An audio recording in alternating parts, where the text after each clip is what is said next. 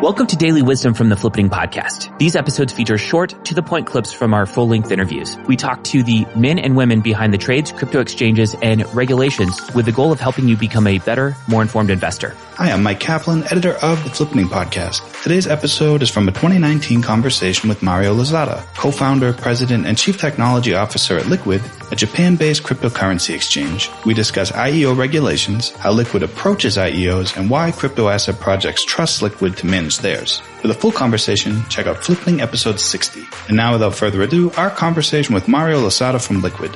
Enjoy.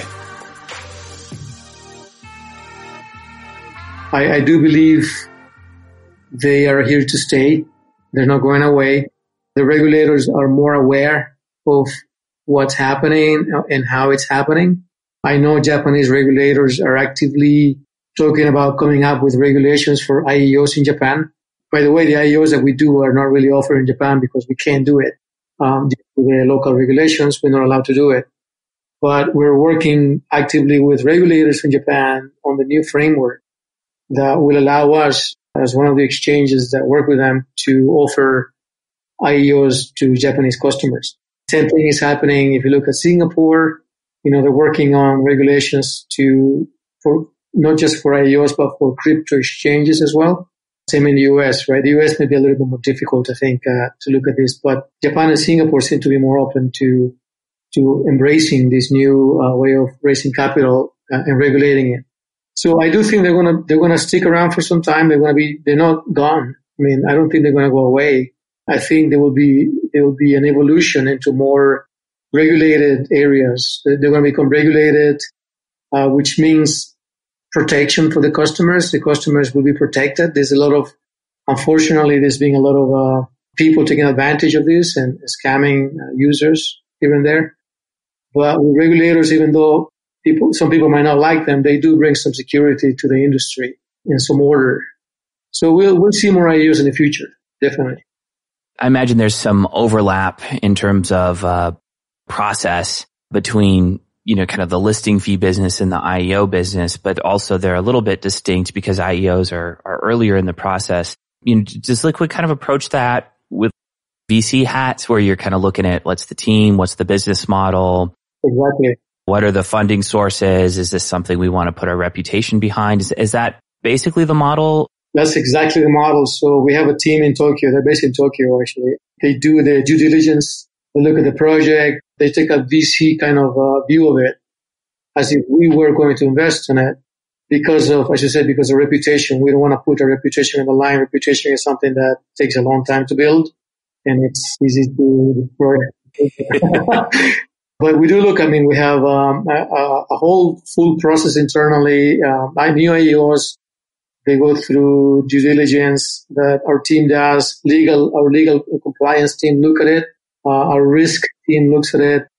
So it's a whole process that you need to go through. And we reject most of the IEOs that come to us. We don't take 100% of the IEOs that come to us.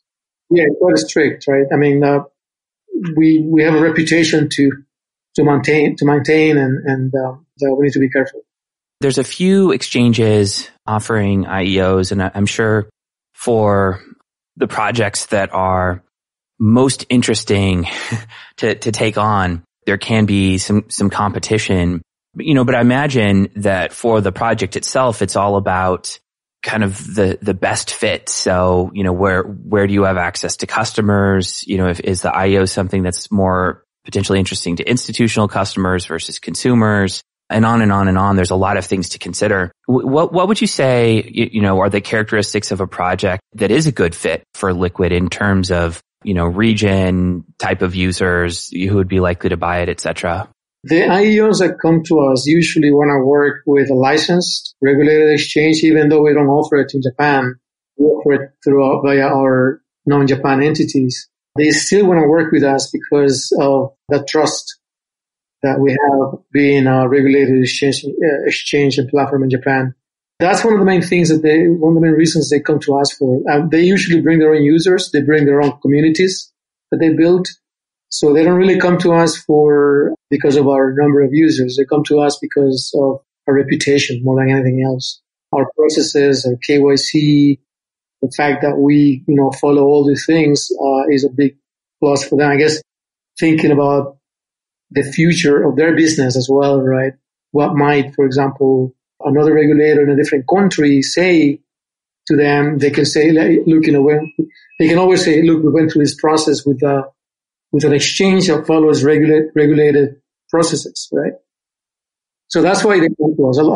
In fact, most of the IEOs that come to us because of that, right? Not because of the number of users. They usually bring their own communities.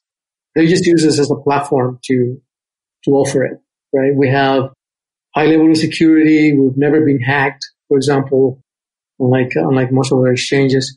We use really highly sophisticated wallet technology beyond what anybody else is using. We have really high security standards and so on. So they really appreciate that. And that's why they come to us.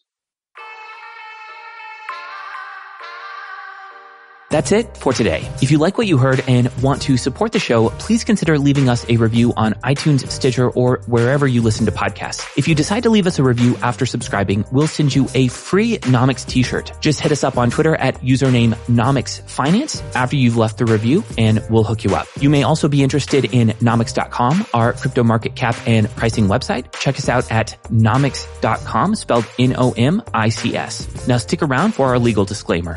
All opinions expressed by podcast hosts or guests are solely their own opinion and do not reflect the opinion of Nomics or any other company. This podcast is for informational and entertainment purposes only and should not be relied upon as the basis for investment decisions. The producers, hosts, and guests of the show may maintain positions in the companies or assets discussed today.